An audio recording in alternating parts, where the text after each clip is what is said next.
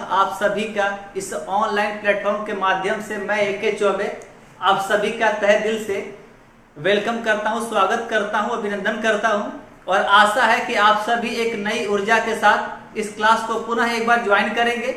और जैसा कि प्रत्येक क्लास के प्रारंभ में हम लोग क्लास को दो भागों में स्टडी करते हैं।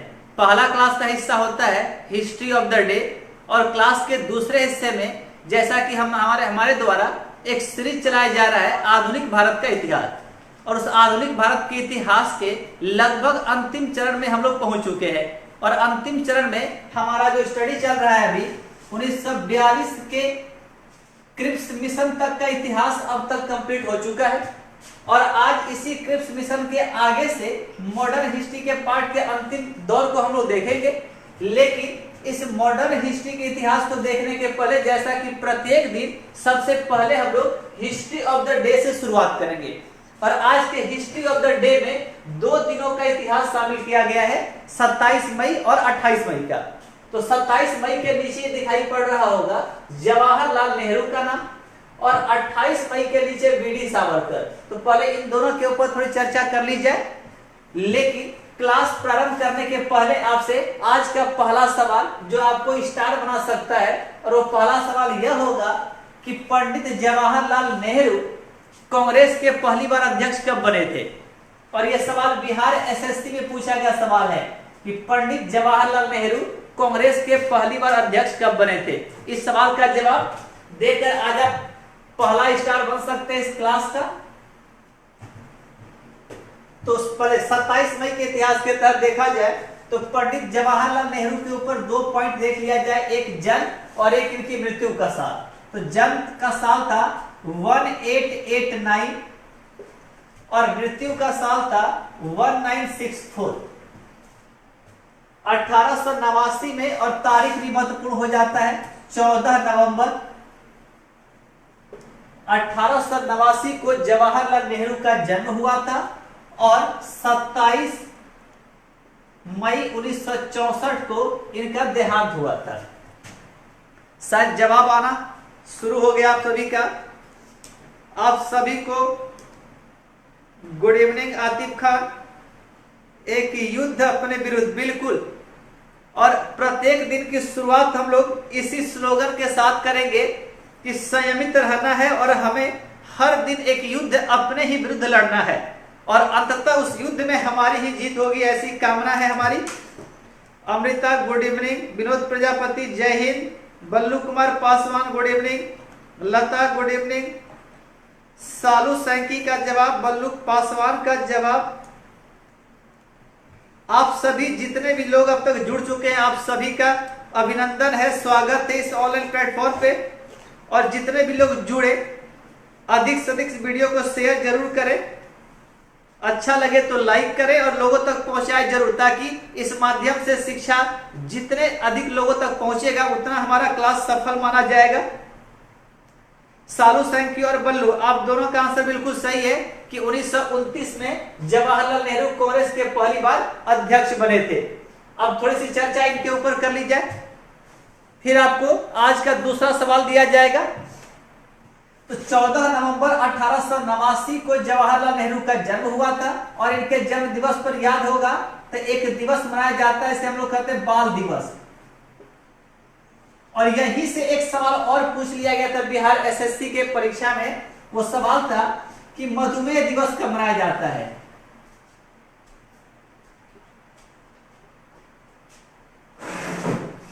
जिसे इंग्लिश में डायबिटीज कहा जाता है। तो मधुमेह दिवस और बाल दिवस दोनों ही याद रखना है। एक ही तारीख होगा 14 नवंबर जो पंडित जवाहरलाल नेहरू का जन्म दिवस है।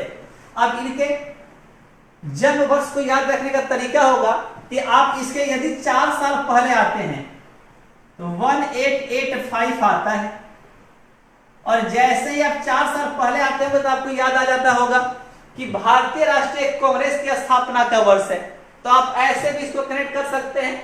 भारतीय राष्ट्रीय कांग्रेस की स्थापना के 4 साल बाद पंडित नेहरू का जन्म और यदि इसके 4 साल आगे और बढ़ते हैं तो साल आता है 1893 का, 1893 का।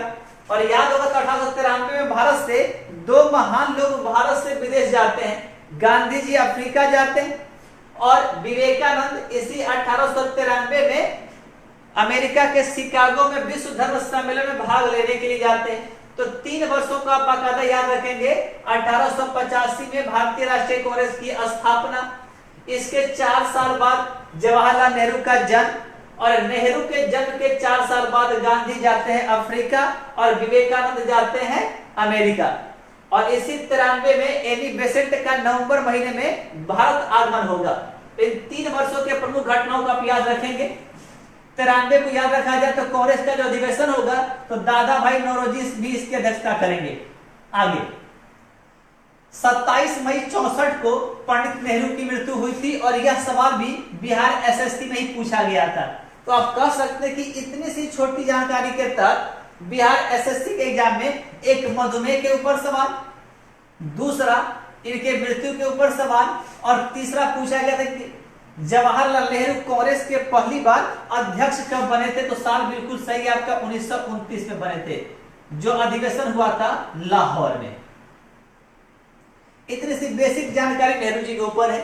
अब जैसा हम सभी को पता है कि पंडित जवाहरलाल नेहरू भारत के प्रथम प्रधानमंत्री थे और इस पद पर रहने वाले सबसे लंबे समय तक रहने वाले प्रधानमंत्री भी पंडित जवाहरलाल नेहरू है। इनका कार्यकाल है 15 अगस्त 1947 से 27 मई 1964।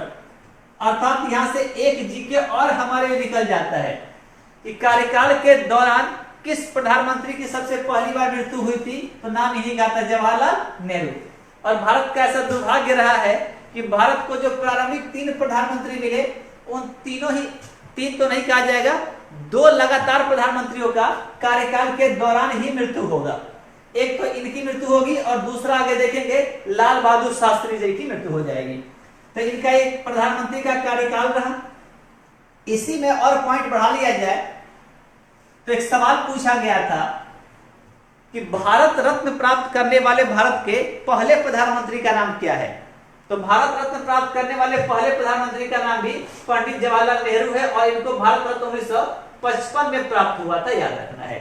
1954 में भारत रत्न की स्थापना की गई थी और अगले ही साल जवाहरलाल नेहरू को यह दे दिया गया था और इस प्रकार से भारत के प्रथम प्रधानमंत्री जवाहरलाल नेहरू बने, जिन्हें भारत रत्न से नवाजा गया। इतनी सी जानकारी नेहरू जी के ऊपर है। अब यहां से दूसरी घटना को थोड़ा कनेक्ट कर लिया जाए तो मई का जो महीना है भारत के प्रधानमंत्रियों के लिए काफी महत्वपूर्ण है और किस प्रकार से है तो उसे हम अभी थोड़ी देर में देख लेंगे। 28 मई बीडी सावरकर, पूरा नाम इनका है विनायक दामोदर सावरकर। इन्हें एक हिंदूवादी राष्ट्रवादी माना जाता है और इनके ऊपर जो सवाल होता है 3 महत्वपूर्ण सवाल आप इनके ऊपर याद रखेंगे। सबसे पहला, 1857 की क्रांति के ऊपर एक पुस्तक लिखी थी इन्होंने और उस पुस्तक का नाम था first war of Indian independence. तो आप कह सकते हैं भारतीय स्वतंत्रता का पहला संग्राम। यदि पूछे कि 1857 की क्रांति को भारतीय स्वतंत्रता का पहला संग्राम किसने कहा था तो बीडी सावरकर ने अपनी पुस्तक में कहा था। एक जीके। दूसरा पॉइंट इनके ऊपर आता है कि एक मित्र मेला एक संगठन हुआ करती थी, तो इस मित्र मेले नामक संगठन का गठन किसने किया था बीडी सावरकर के द्वारा किया गया था। दूसरा, इसी मित्र मेले को आगे चलकर 1904 ईस्वी में बदल दिया गया था इसका नाम, और नाम हो गया था अभिनव भारत।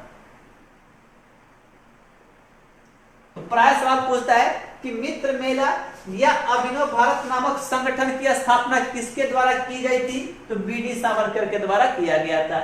और ये वही बीडी सावरकर है जिनको काला पानी की सजा भी दी गई थी।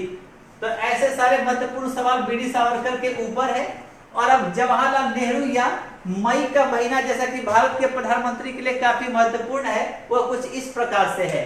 इस कनेक्शन को एक बार देख लें और आगे प्रधानमंत्री के कनेक्शन को थोड़ा देखा जाए।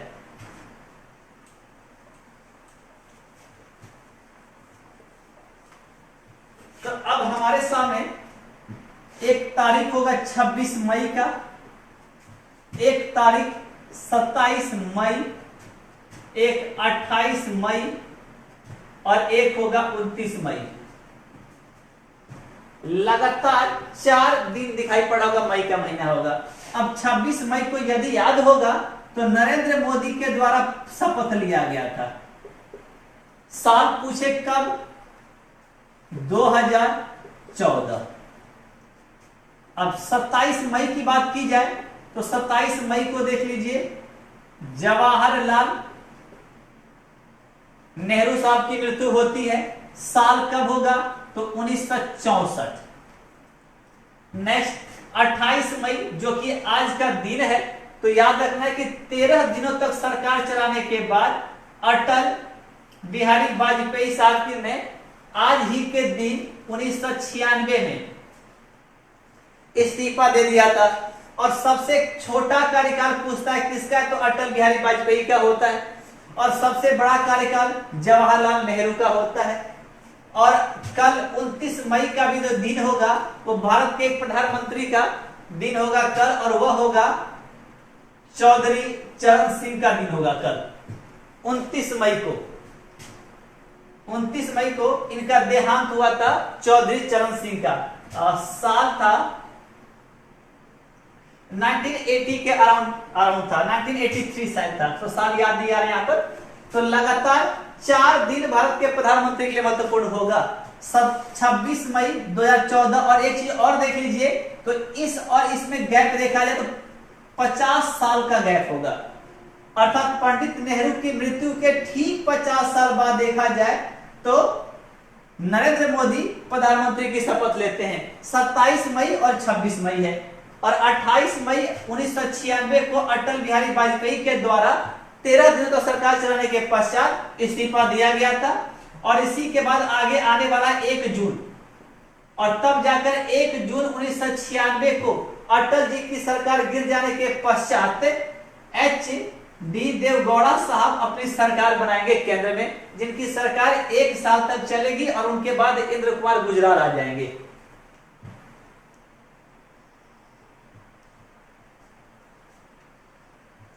तो याद रखेंगे ऐसा कि 26 मई नरेंद्र मोदी 2014 में शपथ लेते हैं। पंडित नेहरू के ठीक मरने के 50 साल बाद इनका शपथ होता है। 28 मई 1996 को अटल बिहारी वाजपेयी प्रधानमंत्री के पद से इस्तीफा देते हैं। शायद कुछ कमेंट आप लोगों का। Rukmini good evening, Rajveer good evening, Atif Khan बिल्कुल आपका सवाल सही है कि सर डेट याद रखना जरूरी होगा या ओनली ईयर। तो आप यहां से, जैसा कि पहले भी आपको बताया गया था कि एक होता है एंशिएंट हिस्ट्री, मेडाइवल हिस्ट्री और मॉडर्न हिस्ट्री। तो मॉडर्न हिस्ट्री में ऐसी बहुत सारी घटनाएं होंगी जहां हमें डेट भी याद रखना पड़ता है। कभी कभी पूछ लेगा, मान लीजिए कि 1964 जैसे आता है आपका। अब एक बैंक था IDBI, और IDB की स्थापना 1964 में ही हुई थी। अब परीक्षा में सवाल पूछ देगा कि IDB बैंक की स्थापना के समय देश का प्रधानमंत्री कौन था। तो ऐसे प्रश्नों में साल जब बराबर हो जाता है तो फिर हमें महीना की जानकारी चाहिए, और यदि कभी महीना भी समान हो जाता है तब डेट याद रखना पड़ता है। तो चूंकि एक जस्ट डेट के माध्यम से ये कनेक्टिविटी होता है कि हाँ, कब से कब तक लोगों ने देश की कमान संभाली थी। यदि डेट याद नहीं भी होता है तो कोई बड़ी बात नहीं, आप छोड़ सकते हैं आप। लेकिन चूंकि ये घटना ऐसा लिंक था, इसलिए इसको बता दिया गया ताकि इसी लिंक के सहारे हम इसके वर्ष को भी याद रख सकेंगे। तो यदि आपसे तारीख याद नहीं भी हो तो कोई दिक्कत नहीं आपके लिए। क्योंकि 27 मई महत्वपूर्ण था कि 2 दिवस था, बाल दिवस भी था और मधुमेह दिवस भी था। तो इसी के सहारे इन घटनाओं को लिंक कर दिया गया। यह भी कभी पूछता है कि कितने दिनों की सरकार चलाने के पश्चात अटल जी ने इस्तीफा दिया था, तो इसलिए तारीख की चर्चा कर दी गई थी। और चौधरी चरण सिंह देश के 5वें प्रधानमंत्री। 29 मई साल 1987, 1987 इसलिए इंपोर्टेंट होगा कि 87 में 3 नए राज्यों की स्थापना हुई थी भारत में। तो 29 मई 1987 को इनका देहांत हुआ था। तो ऐसा कुछ क्रम है, आप देखेंगे तो 22 मई मनमोहन सिंह जब 2 बार प्रधानमंत्री बने थे, एक बार 2004 में और एक बार 2009 में, तो दोनों ही बार 22 मई को उन्होंने शपथ लिया था। और 16 मई को अटल बिहारी वाजपेयी भी शपथ लिए थे 96 में। तो ऐसे करके मई का जो महीना है, जब आगे एक हम लोग चैप्टर पढ़ेंगे भारत के प्रधानमंत्री का पूरा इतिहास और भारत के राष्ट्रपति का पूरा इतिहास, तो उस वक्त इन तारीखों के ऊपर भी थोड़ा ध्यान देना होगा, इसलिए इन तारीखों का जिक्र आज किया गया। तो इस प्रकार से 26 और 27 और 28 मई का इतिहास कंप्लीट होता है। अब आज के क्लास के दूसरे भाग में हम चलेंगे आधुनिक भारत का इतिहास, और उस आधुनिक भारत के इतिहास में जो आज का मुख्य थीम होगा वह होगा भारत छोड़ो आंदोलन। और चर्चा प्रारंभ करने के पहले आपके लिए आज का एक सवाल होगा जो थोड़ा टफ होगा। वो सवाल होगा कि करो या मरो का नारा सबको पता है, महात्मा गांधी के द्वारा दिया गया था। आपको बताना है मरो नहीं मारो। करो या मरो का नारा महात्मा गांधी का काफी फेमस नारा हुआ था। एक नारा आपके लिए है, मरो नहीं मारो का नारा जो था 1942 के भारत छोड़ो आंदोलन के दौरान किसके द्वारा दिया गया था। अब इसी के सारे क्लास को आगे बढ़ाया जाएगा। उसी क्लास में इस सवाल का जवाब भी छुपा होगा। यदि आपको आता हो जवाब तो आप कमेंट करके बता सकते हैं।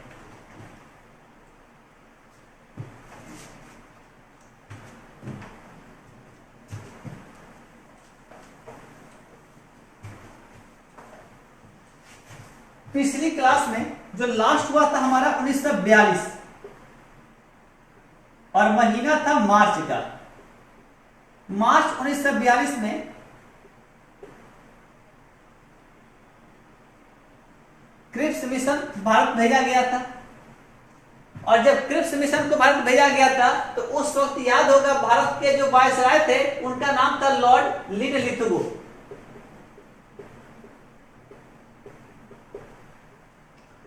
तो लॉर्ड लिनलिथगो के वक्त जब क्रिप्स प्रस्ताव भारत लाया गया तो याद होगा इसी क्रिप्स प्रस्ताव को गांधी जी ने उत्तर दिनांकित चेक कहा था, और कहा था कि यह एक ऐसे बैंकक्रप्ट या दिवालिया हो चुके बैंक के नाम का एक ऐसा चेक है जिसकी तारीख गुजर चुकी है। क्योंकि याद होगा इस क्रिप्स मिशन में अंग्रेजों ने हमें डोमिनियन स्टेट्स देने का वादा किया, और जिस डोमिनियन स्टेट्स का वादा मनोज कुमार यादव, गुड इवनिंग। यदि आपका क्लास छूट गया है तो आप हमारे YouTube channel Amarjeet classes IBS पे जाकर सारे वीडियोस को एक बार जरूर देख लें, ताकि आधुनिक भारत का इतिहास का एक बेस तैयार हो जाए। क्योंकि यह लगभग आधुनिक भारत के इतिहास का अंतिम दौर है, और इसके बाद से फिर पॉलिटिकल साइंस स्टार्ट होगा। तो पॉलिटिकल साइंस का जो बैकग्राउंड होगा वो कहीं ना कहीं इतिहास के बैकग्राउंड से मिलता जुलता रहेगा। और जैसा कि पहले क्लास में ही बोला गया था आपको कि history is the root of all subject, सभी विषयों का जो जन्म हुआ है इतिहास से ही हुआ है। और हम जब कभी भी कुछ पढ़ाई कर रहे हो तो इतिहास के साथ एक बार उसको कनेक्ट जरूर किया जाए।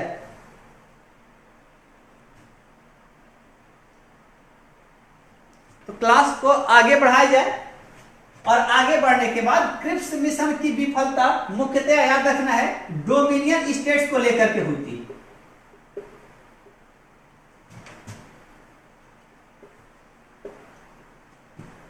और कहा गया था कि अंग्रेजों के द्वारा भारतीयों को प्रस्ताव दिया गया कि आपका जो प्रस्ताव था कि औपनिवेशिक राज्य हमें चाहिए, ठीक है आपको दिया जाएगा। लेकिन गांधी जी ने कहा कि महाराज जो आप अभी हमें दे रहे हैं इसकी मांग हम 12 साल पहले ही कर रहे थे। बल्लू कुमार पासवान का कुछ जवाब है। बल्लू याद रखना सवाल क्या था। गांधी जी ने कहा था कि करो या मरो, और हमारा सवाल था मरो नहीं मारो। क्योंकि जैसा आप जान रहे होंगे कि विचारधारा भारत में हमेशा दो तरह की थी, एक शांतिवादी विचारधारा और वही दूसरी तरफ क्रांतिकारी विचारधारा। तो गांधी जी तो शांति वाली पथ पे चल रहे थे, लेकिन गांधी जी के साथ कुछ ऐसे भी लोग थे जिनका मानना था कि अंग्रेज इतने बहरे हो चुके हैं कि जिनसे हाथ जोड़कर विनती करने से आजादी नहीं मिलने वाली है। जब तक हम उनके साथ लड़ेंगे नहीं तब तक हमें आजादी नहीं मिलेगी। और चूंकि यह दौर द्वितीय विश्व युद्ध का था और द्वितीय विश्व युद्ध में ब्रिटेन के ऊपर विश्व का इतना दबाव था कि यही वो वक्त था कि यदि हम जोर से अपने एक क्रांति को आवाज देते तो शायद हमें आजादी मिल जाती। और इसी आवश्यकता को महात्मा गांधी ने इस 42 में महसूस किया था।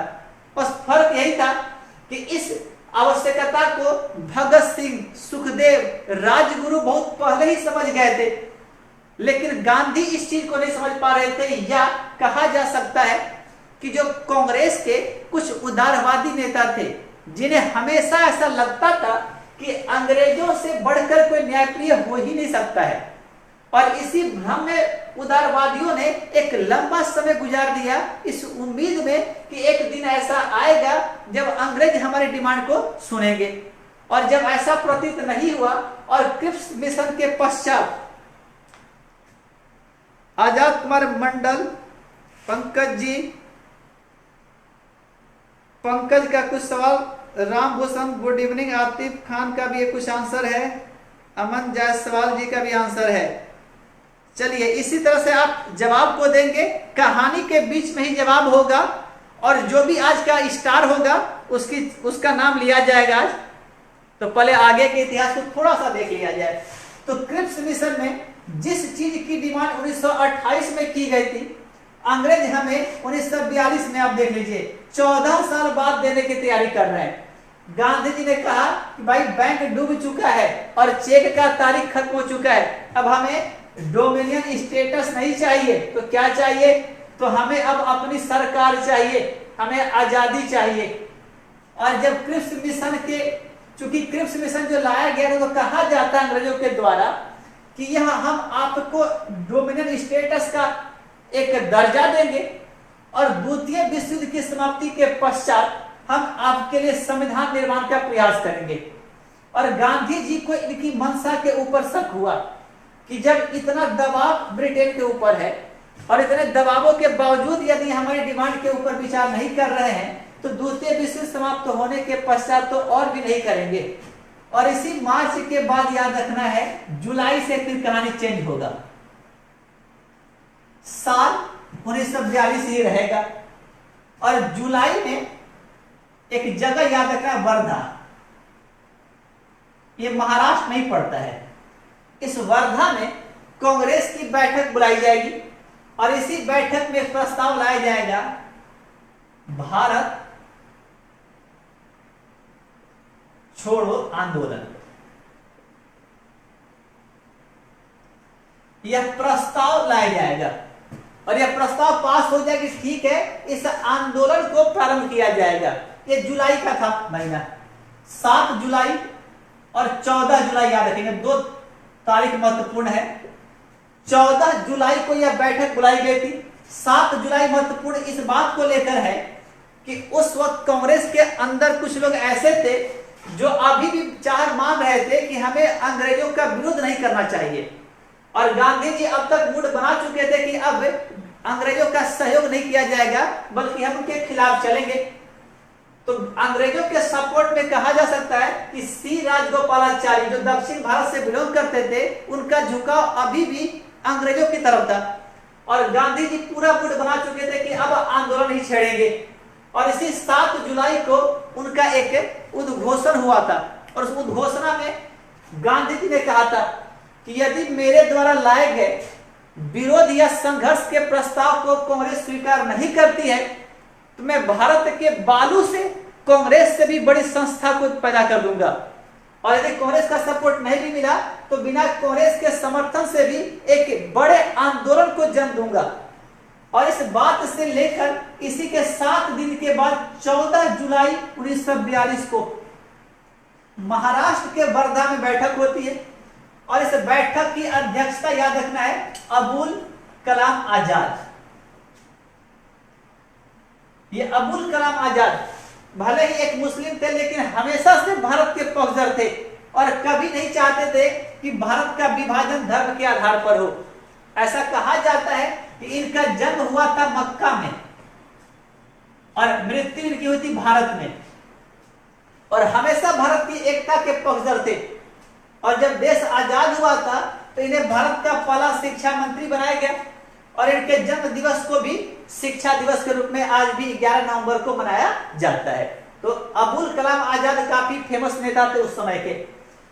अब याद होगा तो 1940 में जो रामगढ़ का अधिवेशन हुआ था तो 40 से लेकर 1946 तक की अध्यक्षता जो थी वो इन्हीं के द्वारा की गई थी, याद रखेंगे आप। सालू सैंकी का, नादिया खां का भी जवाब आ रहा है।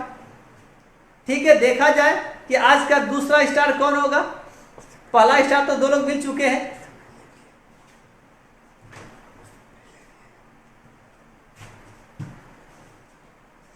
चलिए, अब जितने भी लोग जुड़ चुके हैं एक शेयर जरूर करेंगे।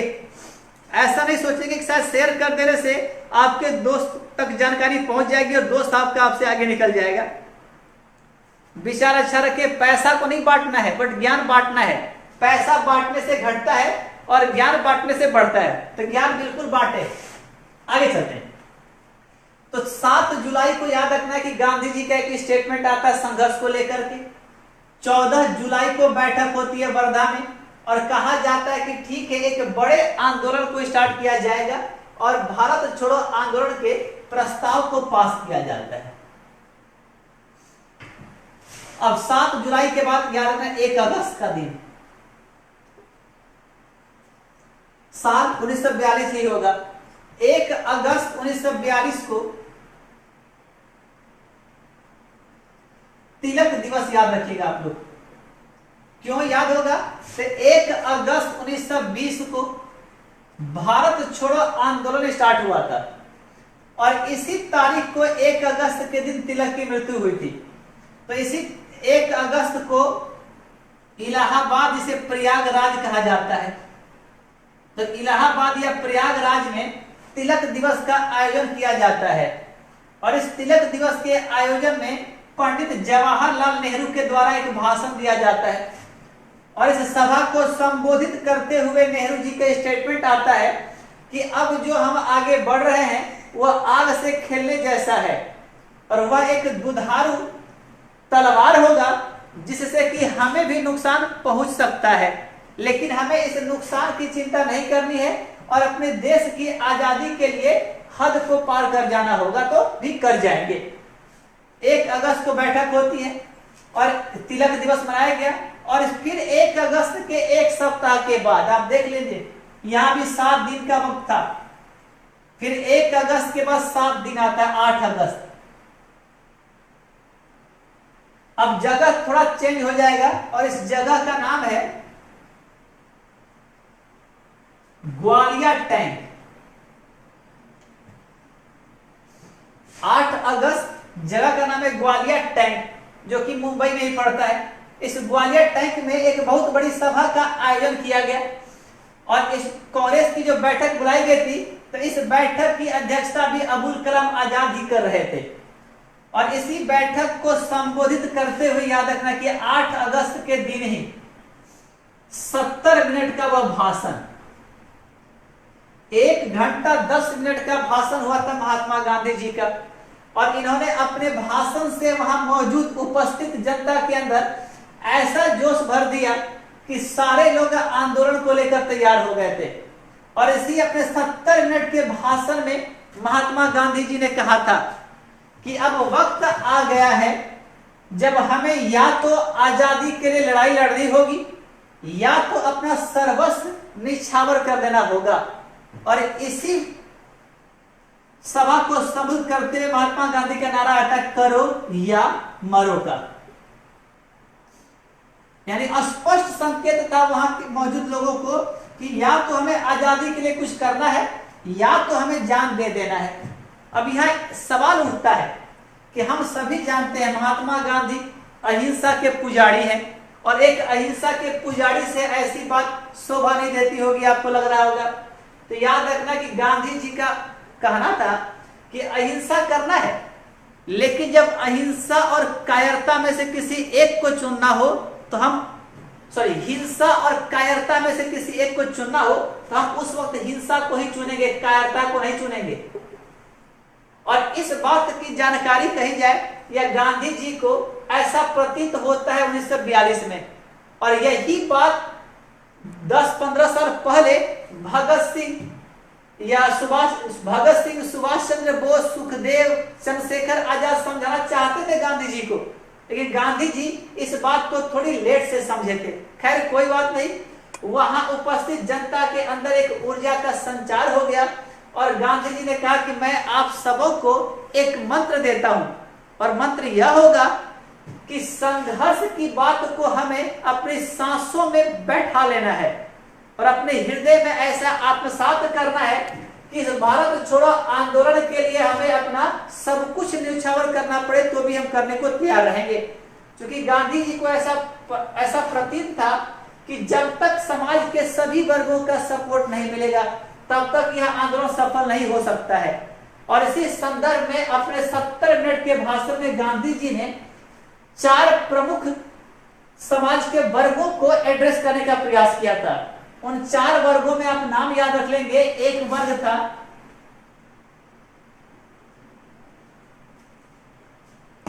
विद्यार्थी वर्ग था, दूसरा वर्ग याद रखेंगे सरकारी कर्मचारियों का,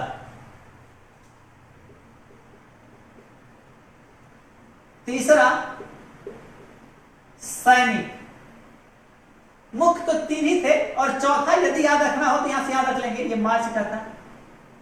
और चौथा था देसी राजा। गांधी जी ने समाज के 4 वर्गों को जोड़ने का प्रयास किया। विद्यार्थियों से गांधी जी का ऐसा अपील किया गया। गांधी जी ने बोला कि देखो, तुम स्कूल या कॉलेज को तभी छोड़ना और इस आंदोलन में कूदना जब तुम्हें इस बात का ज्ञात हो कि जब तक देश आजाद नहीं होगा तब तक लौट कर हम ना स्कूल जाएंगे और ना कॉलेज जाएंगे। यदि इतनी इच्छा शक्ति तुम्हारे अंदर हो तभी तुम स्कूल या कॉलेज छोड़ना। याद होगा कि इसके पहले के आंदोलनों में गांधी जी विद्यार्थियों से स्कूल या कॉलेज छोड़ने की बात नहीं करते थे, किंतु इस आंदोलन में स्पष्ट संकेत था गांधी का कि स्कूल या कॉलेज तभी छोड़ना जब तुम देश की आजादी तक उसे छोड़ सकते हो। और ऐसा कहते ही पूरे देश के विद्यार्थियों के अंदर एक ऊर्जा का संचार हो गया। सरकारी कर्मचारियों को इस आंदोलन के पहले गांधी का कथन हुआ करता था कि आप अपनी जॉब छोड़ दे, बॉयकॉट कर दे। याद होगा तो बहिष्कार की नीति पर चलते थे। इस आंदोलन में सरकारी कर्मचारियों को गांधी जी ने संकेत दिया कि आपको जॉब नहीं छोड़नी है, आपको अपने जॉब में बने रहना है, लेकिन सरकारी तंत्र को इतना कमजोर कर देना है कि अंग्रेज अंदर से कमजोर हो जाए। क्योंकि उस वक्त जो भी सरकारी तंत्र काम किया करता था, भारतीयों के द्वारा भारतीय कर्मचारियों के ऊपर उनका काम टिका हुआ था। तो आपको काम करना है, बहिष्कार नहीं करना है, लेकिन अंदर ही अंदर अंग्रेजों की पूरी सरकारी तंत्र को कमजोर कर देना है। इनसे अपील किया गया। सैनिकों, उस वक्त जो इंग्लैंड या अंग्रेजों की सेना में अधिकांश भारतीय ही हुआ करते थे, इन सैनिकों से गांधी जी का अपील हुआ कि देखो, जब तुम्हें गोली चलाने का कोई आदेश मिले अंग्रेजों की तरफ से तो तुम कभी भी गोली मत चलाना, क्योंकि जिनके ऊपर तुम गोली चलाओगे वो तुम्हारे ही तो भाई होंगे। तो क्या तुम अपने भाइयों के ऊपर गोली चलाओगे? बस तुमसे इतना ही अपील होगा कि अंग्रेजों के द्वारा जब कभी भी आदेश दिया जाए कि भारतीयों के ऊपर गोली चला दो तो तुम गोली मत चलाना, क्योंकि तुम्हारे भाई ही तो सामने खड़े होंगे। सैनिकों ने भी इस बात को मान लिया, अधिकांश ने मान लिया, कुछ नहीं माने। और देसी राजा, जो देसी रियासतों पर जो शासन कर रहे थे, देसी राजा, इनसे भी अपील किया कि देखिए, आप भारत के साथ मिलकर इस आंदोलन को नेतृत्व प्रदान कीजिए और भारतीय जनता का विश्वास जीतने का प्रयास कीजिए। इन चारों वर्गों को एड्रेस करने के बाद यह निर्णय लिया गया कि अगले ही दिन अर्थात 8 अगस्त के आगे 9 अगस्त आता है, 9 अगस्त को पूरे भारत में एक साथ भारत छोड़ो आंदोलन प्रारंभ किया जाएगा। यह निर्णय इसी 8 अगस्त के ग्वालियर टैंक मैदान में ले लिया गया था। और इसी ग्वालियर टैंक मैदान को याद रखना है, आज के दिन में अगस्त क्रांति मैदान कहा जाता है। क्योंकि अगस्त के महीना में क्रांति की शुरुआत होगी, इसलिए इसी ग्वालियर टैंक मैदान को आज अगस्त क्रांति के नाम से जाना जाता है। तो 8 अगस्त का स्पीच कंप्लीट हो चुका है। अब 9 अगस्त की तैयारी है कि पूरे भारत में एक विशाल आंदोलन को प्रारंभ किया जाएगा और इसकी भनक अंग्रेजों को लग चुकी है। अब इसी 8 अगस्त की रात के ऊपर थोड़ी चर्चा कर ली जाए।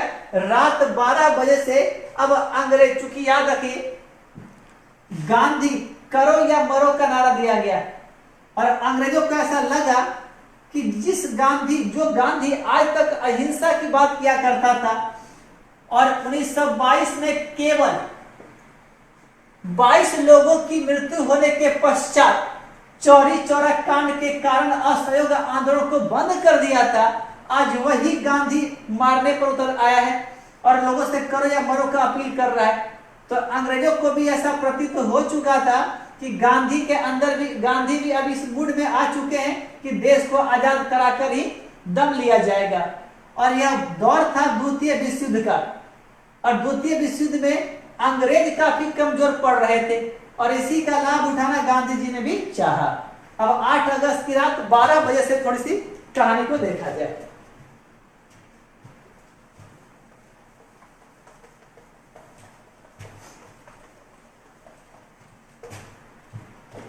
तारीख 8 अगस्त ही होगा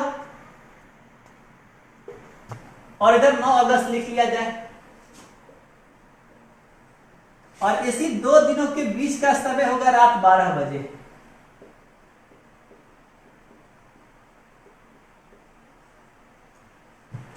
इसी बात को लेकर के जब अंग्रेजों को ऐसा मालूम चला कि अब 9 अगस्त के सुबह से आंदोलन को स्टार्ट करना है, तो रात 12 बजे ही अंग्रेजों ने एक ऑपरेशन स्टार्ट किया। उसका नाम था ऑपरेशन जीरो आवर।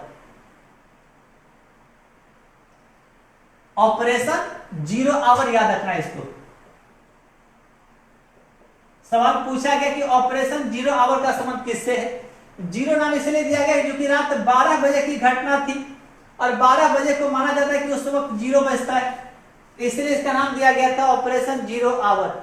और इस ऑपरेशन जीरो आवर के तहत जितने भी कांग्रेस के प्रमुख नेता थे उन सभी को पकड़कर और जेल के अंदर डाल दिया गया, कुछ को नजरबंद कर दिया गया। लेकिन इसमें खासा ध्यान रखा गया करो या मरो का नारा देने वाले का, और जिनका नाम था महात्मा गांधी। कहा गया क्योंकि महात्मा गांधी के इशारों पर इस आंदोलन को प्रारंभ किया जा रहा है तो इनको अलग रखा जाएगा और जो प्रथम श्रेणी के नेता हैं यदि उनको अरेस्ट कर लिया जाएगा तो फिर आंदोलन शायद धीमा पड़ जाएगा और इस आंदोलन को रफ्तार नहीं मिल पाएगा। और इसी क्रम में रात 12 बजे से एक तो पहले कांग्रेस को गैर कानूनी घोषित कर दिया गया और कांग्रेस की जितनी संपत्तियां थी उसको जब्त कर लिया अंग्रेजों ने। और महात्मा गांधी को याद रखना है कि पुणे में एक जगह आगा खां पैलेस, ये एक बहुत बड़ा महल है और कहां है तो पुणे में है। तो पुणे के आगा खां पैलेस में कुछ लोगों को बंद कर दिया, नजरबंद कर दिया गया। कुछ लोगों को अहमदनगर का दुर्ग, यह भी याद रखना है महाराष्ट्र नहीं पड़ता है, तो कुछ नेताओं को अहमदनगर के दुर्ग में बंद किया गया। यही 2 प्रमुख जगह याद रखना है। इसके अलावा भी 2 जगह था जो याद रख लीजिएगा आप लोग। एक जगह था हजारीबाग का सेंट्रल जेल और एक जगह था पटना का बांकीपुर जेल।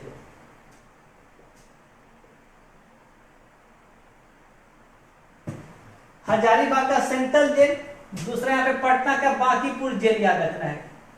इन 4 जगहों पर कांग्रेस के अलग अलग नेताओं को कैद करके रख लिया गया। सबसे प्रमुख था आगा खां पैलेस पूना वाला। यहां पर 4 प्रमुख लोगों को कैद किया गया और यह नजरबंद किया गया कहा जा सकता है। कौन कौन? तो सबसे पहले द बाप of the nation Mahatma Gandhi को, उसके बाद इनकी पत्नी कस्तूरबा गांधी को, तीसरा नाम याद रखना है कि हर आंदोलन में गांधी जी के साथ एक महिला रहा करती थी, उनका नाम था सरोजनी नायडू। और जो चौथा प्रमुख नाम होगा वह गांधी जी के याद रखना है सचिव थे, इनका नाम था महादेव देसाई। महादेव देसाई कौन थे? तो महात्मा गांधी के निजी सचिव का नाम बहुत बार पूछा गया है कि महात्मा गांधी के निजी सचिव का नाम क्या है? महादेव देसाई। और प्रारंभिक दौर में महात्मा गांधी के जो सचिव हुआ करते थे उनका नाम था प्यारेलाल। तो दो नाम आप याद रखेंगे कि महात्मा गांधी के दो सचिव थे प्रारंभिक दौर में, प्यारेलाल, और भारत छोड़ो आंदोलन के समय जो सचिव थे उनका नाम था महादेव देसाई। इन चारों लोगों को जो नजरबंद किया गया था वो आगा खां पैलेस पूना में कर लिया गया रात 12 बजे के ऑपरेशन 0 आवर के तहत। और इसी पुणे के आगा खां महल में याद रखना है कि कस्तूरबा गांधी और महादेव देसाई इन दोनों की मृत्यु इसी आगा खां पैलेस में ही हो जाएगी। और इन दोनों की समाधि आज भी इसी आगा खां पैलेस में ही है, याद रखना है। तो आगा खां पैलेस में सबको बंद कर लिया गया। अहमदनगर के दुर्ग में कांग्रेस के जो और भी कुछ नेता थे उनमें खास तौर पर जेबी कृपलानी का नाम याद रखिएगा। और उत्तर प्रदेश के पहले मुख्यमंत्री गोविंद वल्लभ पंत, तो गोविंद वल्लभ पंत और जेबी कृपलानी को यहां बंद किया गया और भी प्रमुख नेताओं को बंद किया गया। जो हजारीबाग का सेंट्रल जेल है और बांकीपुर का जेल है यह काफी महत्वपूर्ण होता है। बांकीपुर जिसे कि याद होगा पटना का ही पुराना नाम बांकीपुर भी है। तो इसी बांकीपुर के जेल में डॉक्टर राजेंद्र प्रसाद को बंद किया गया था, बांकीपुर जेल में। और हजारीबाग के सेंट्रल जेल में जिनको बंद किया गया था उनका नाम था जयप्रकाश नारायण।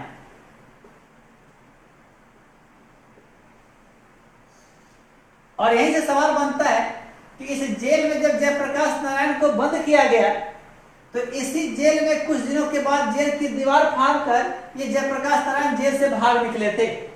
और यहां से निकलने के बाद भूमिगत होकर आंदोलन को नेतृत्व प्रदान कर रहे थे।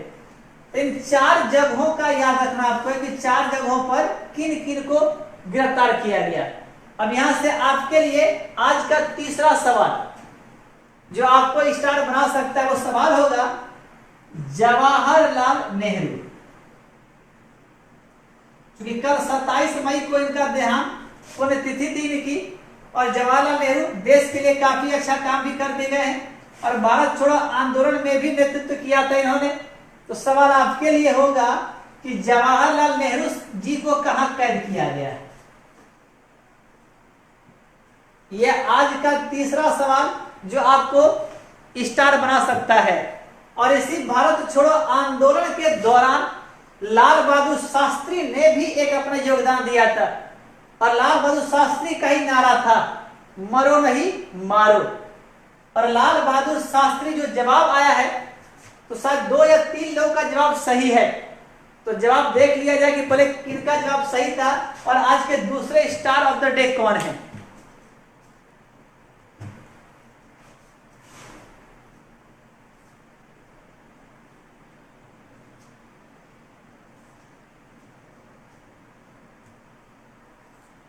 बल्लू आपका तो सही है, बट बल्लू के पहले भी शायद सैंकी का और भी कुछ लोगों का जवाब आया था।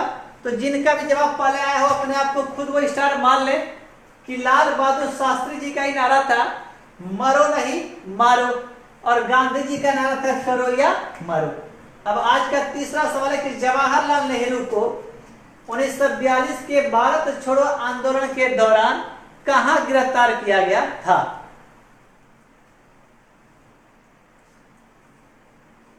बल्लू का जवाब और रुक्मिणी का जवाब, 2 लोगों का जवाब आ रहा है।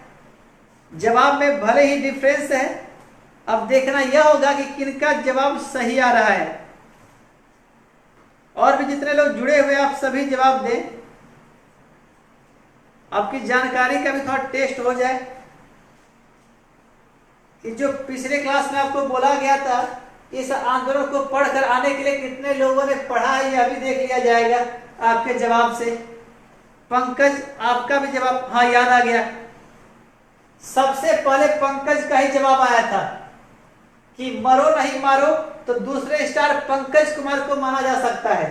पंकज, आपका पुनः एक बार जवाब आ रहा है। अब देखने वाली बात होगी कि क्या आज दोबारा आप स्टार बन रहे या नहीं बन रहे।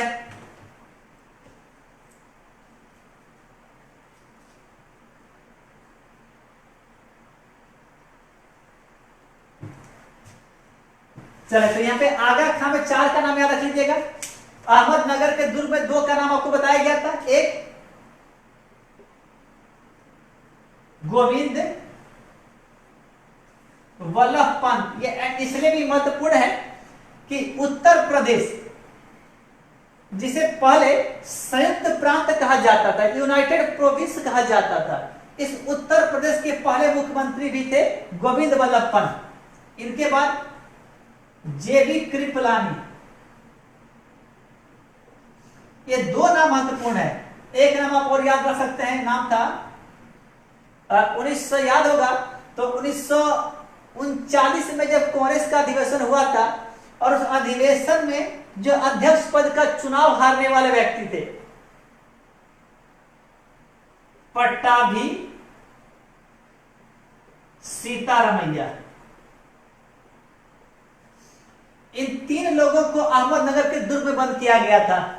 बांकीपुर जेल में राजेंद्र प्रसाद को और हजारीबाग के सेंट्रल जेल से जयप्रकाश नारायण जी फरार हो गए थे।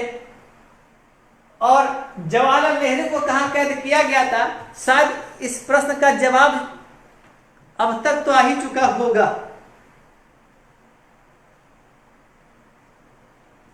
तीन लोग का जवाब आया है।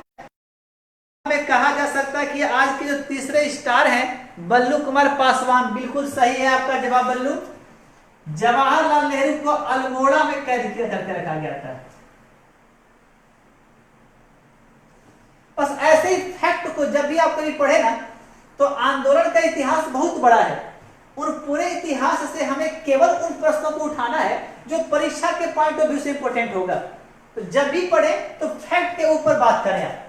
तो इस प्रकार से 9 अगस्त 8 अगस्त की रात को इन सारे प्रमुख नेताओं को गिरफ्तार कर लिया गया। अब जब 9 अगस्त की सुबह जब लोग निकलते हैं सड़कों पर कि आंदोलन को प्रारंभ किया जाए, तो कोई भी नेता दिखाई पड़ नहीं रहा होगा। और किसी भी आंदोलन की सफलता में उसके नेता का महत्वपूर्ण भूमिका होता है। और सारे प्रमुख नेताओं को गिरफ्तार कर लिया गया है और जेल के अंदर डाल दिया गया या किसी को नजरबंद कर लिया गया। तो अब 9 अगस्त की सुबह का देखा जाए कि इतिहास क्या होगा।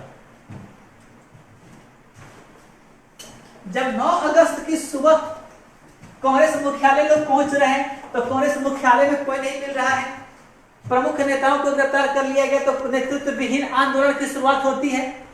और जितने भी जब लोगों को इस बात तक की जानकारी होती है कि अंग्रेजों ने कांग्रेस के प्रमुख नेताओं को गिरफ्तार कर लिया गया, तो लोग बेबाकूफ हो जाते हैं और अलग अलग जगहों पर लोग आंदोलन करने लगते हैं।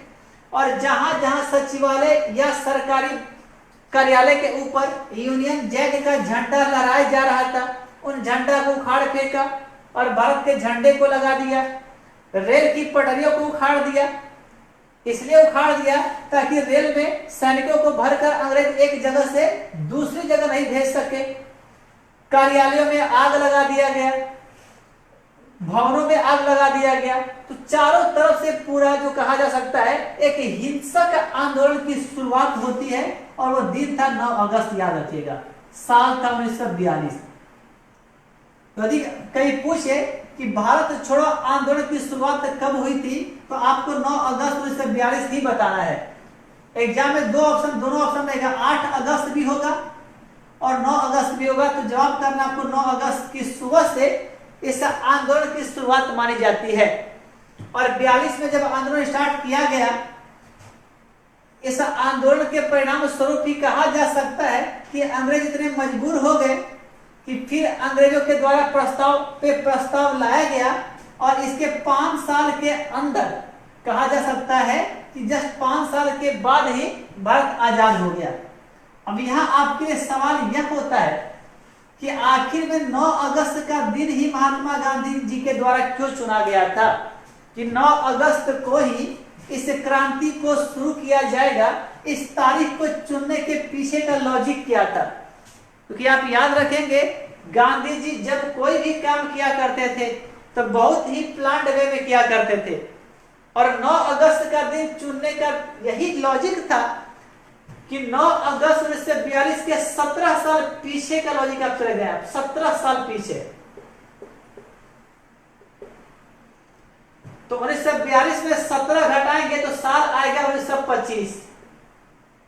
अब तारीख आपको याद होगा 9 अगस्त। 9 अगस्त 1925 को याद होगा तो काकोरी ट्रेन लूट घटना, इसी काकोरी ट्रेन लूट घटना के याद में 9 अगस्त का दिन चुना गया था, ताकि लोग इस घटना के परिणाम स्वरूप लोगों के अंदर पहले से ही 9 अगस्त को काकोरी दिवस के रूप में मनाया जा रहा था, और इसी काकोरी दिवस के तौर पर इस 9 अगस्त का दिन चुना गया था गांधी जी के द्वारा। अब भारत छोड़ो आंदोलन के पश्चात सबको जब गिरफ्तार कर लिया गया तो यहां जो सबसे प्रमुख भूमिका थी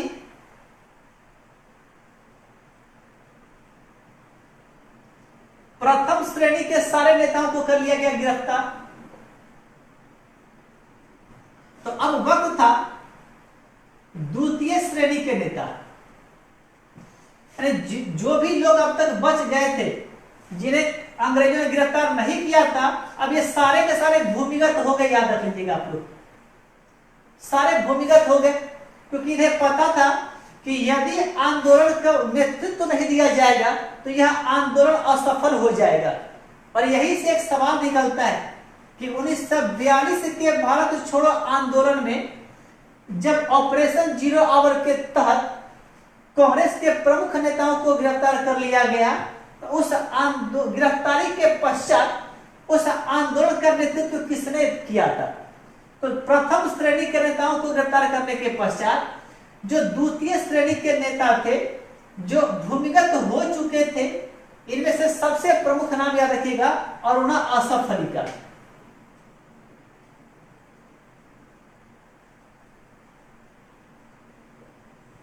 अरुणा आसफ अली ने इस आंदोलन को नेतृत्व दिया था।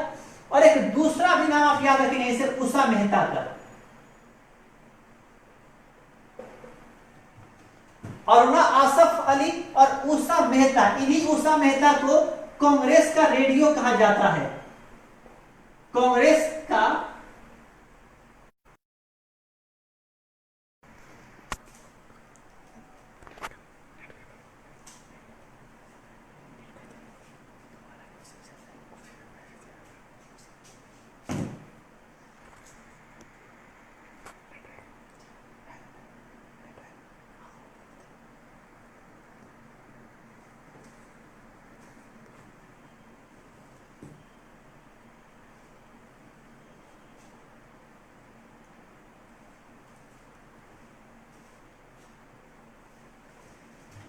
शायद आप तक हमारी आवाज पहुंच रही है, तो एक बार आप यस करके बता दें। ऐसा लगा कि शायद नेट खत्म हो गया इसलिए क्लास को थोड़ा रोक दिया गया था। यदि आप तक हमारी आवाज पहुंच रही हो तो कमेंट करके एक बार हमें यकीन दिला दे कि हाँ, हम आप तक सजीव पहुंच रहे हैं।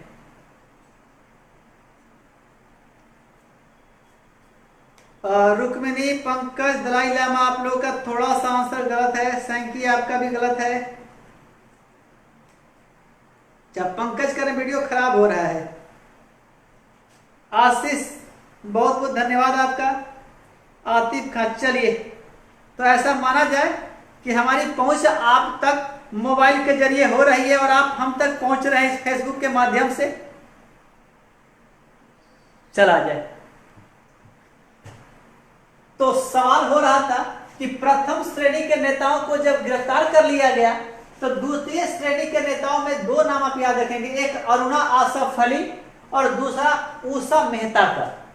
अरुणा आसफ अली ने ही प्रमुख नेताओं की गिरफ्तारी के पश्चात भारत छोड़ो आंदोलन का नेतृत्व किया, और उषा मेहता अंडरग्राउंड होते हुए एक रेडियो स्टेशन का संचालन कर रही थी और इसी रेडियो स्टेशन के संचालन के तहत इनका नाम पड़ा था कांग्रेस का रेडियो।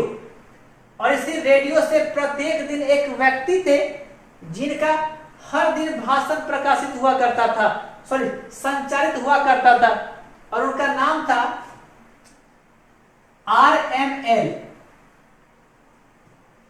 आरएमएल हॉस्पिटल भी होगा नई दिल्ली में, आप देखेंगे तो राम मनोहर लोहिया। इन्हीं का भाषण प्रत्येक दिन इस रेडियो से प्रसारित किया जाता था, याद रखेंगे। तो दो नाम यहां से आ गया। और एक सवाल और आपसे पूछा गया था कि जो भारत छोड़ो आंदोलन, भारत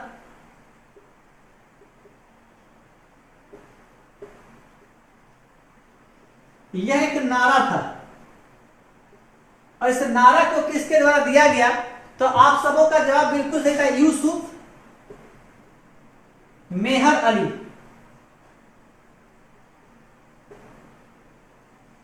भारत छोड़ो आंदोलन का जो नारा था, यह नारा यूसुफ मेहर अली के द्वारा दिया गया।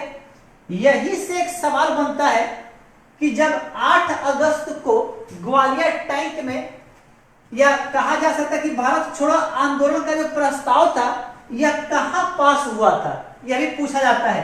तो इससे याद रखिए आप लोग यहां पर कि भारत छोड़ो आंदोलन का जो प्रस्ताव था यह वर्धा में पास हुआ था। और वर्धा कहां पड़ता है, तो मुंबई महाराष्ट्र, याद रखना है।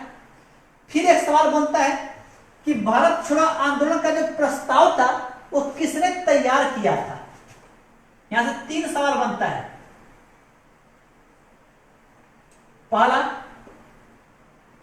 कि भारत छोड़ो आंदोलन का नारा किसने दिया, यूसुफ मेहर अली ने। भारत छोड़ो आंदोलन का प्रस्ताव कहां पास हुआ, वर्धा महाराष्ट्र मुंबई में। और भारत छोड़ो आंदोलन का प्रस्ताव किसने तैयार किया, तो महात्मा गांधी का नाम याद रखना है। महात्मा गांधी ने इस प्रस्ताव को तैयार किया था। दूसरा, प्रस्तुत किसने किया, तो प्रस्तुत जवाहरलाल नेहरू के द्वारा किया गया। और तीसरा, इसका समर्थन किसने किया था, तो सरदार वल्लभ भाई पटेल ने किया था।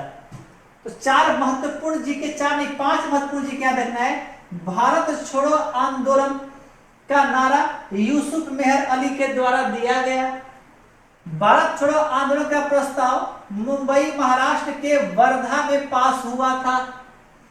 इस आंदोलन का प्रस्ताव महात्मा गांधी के द्वारा तैयार किया गया, जवाहरलाल नेहरू के द्वारा प्रस्तुत किया गया और सरदार वल्लभ भाई पटेल के द्वारा इसका समर्थन किया गया। इतना सा कहानी याद रखना है। और द्वितीय श्रेणी के नेताओं में 3 नाम आप बिल्कुल याद रखिए। अरुणा आसफ अली नेतृत्व प्रदान किया भारत छोड़ो आंदोलन का, जब प्रमुख नेताओं को गिरफ्तार कर लिया गया। उषा मेहता ने अपने रेडियो के माध्यम से भारतीय जनता को आंदोलित किया और इसी रेडियो के माध्यम से राम मनोहर लोहिया ने भी लोगों को आंदोलित किया था। तो इतना प्रमुख नाम याद रखना है। इस 42 के आंदोलन में महत्वपूर्ण भूमिका थी। यहाँ पर एक भारत के और प्रधानमंत्री थे अटल बिहारी वाजपेयी, उनका भी योगदान था। तो चूंकि क्लास थोड़ा कुछ ज्यादा डीप हो जाएगा, तो जो मुख्य सवाल जो परीक्षा के पॉइंट से इंपोर्टेंट था उनकी चर्चा आपके समक्ष हो चुकी है। अब इसके आगे चला जाए कि इसके आगे का क्या कहानी हुआ, अंग्रेजों ने किस प्रकार से हमारे डिमांड के ऊपर विचार किया।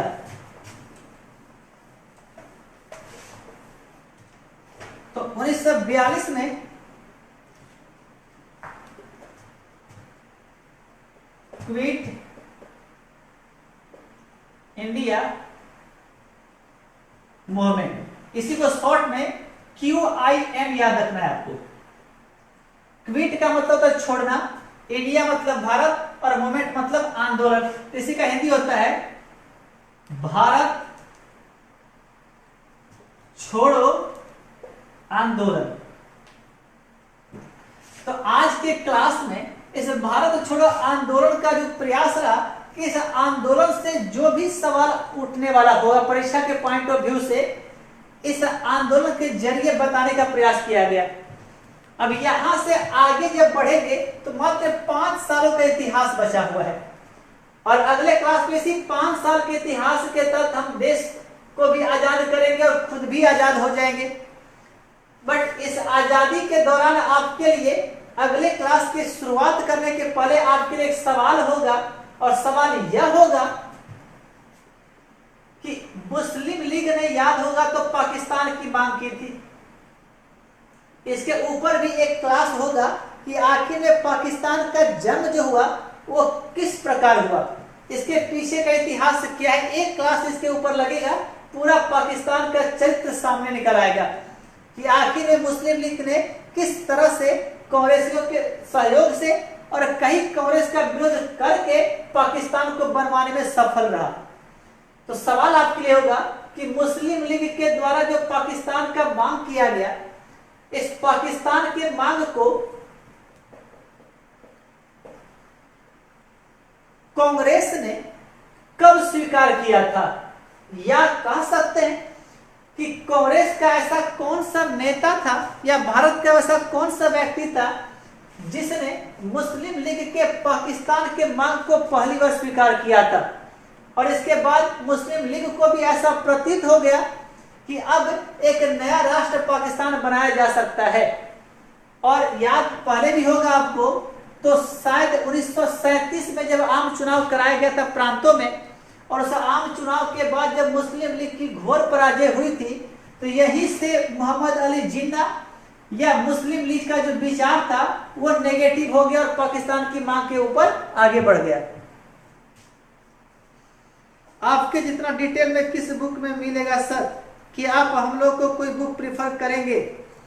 देखिए, एक्चुअली जो जानकारी आप तक पहुंचाई जा रही है वो किसी भी एक किताब की जानकारी नहीं है, बल्कि अलग अलग किताबों की जानकारी आपके समक्ष है। फिर भी यदि आप मॉडर्न हिस्ट्री पढ़ना चाहते हैं तो बिपिन चंद्रा का किताब बिल्कुल पढ़ लीजिए आप, तो बिपिन चंद्रा की किताब से भी जानकारी मिल जाएगी।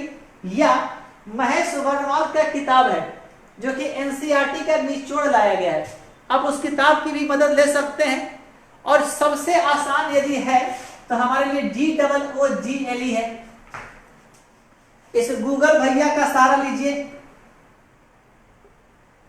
और गूगल भैया के बाद एक भाई और है हमारे यूट्यूब भैया, तो इन दोनों ही गूगल भैया और यूट्यूब भैया के सहारे भी आप जानकारी ले सकते हैं। बट ये ध्यान रखें कि गूगल और यूट्यूब पे वही लोग जाए जिनको थोड़ी बहुत समझ हो कि क्या पढ़ना है और क्या नहीं पढ़ना है, क्योंकि यह अथाह सागर है। और जिनको जानकारी नहीं होगी क्या नहीं पढ़ना है, तो शायद उनके लिए थोड़ा नेगेटिव हो जाएगा, तो उनके लिए बेहतर होगा कि वो बुक ही पढ़े। तो जिनका थोड़ा बेस ठीक हो वही गूगल या यूट्यूब पर जाए, अन्यथा सबसे अच्छा रहेगा कि आप बुक का स्टडी करेंगे तो बेहतर रहेगा आपके लिए। चले,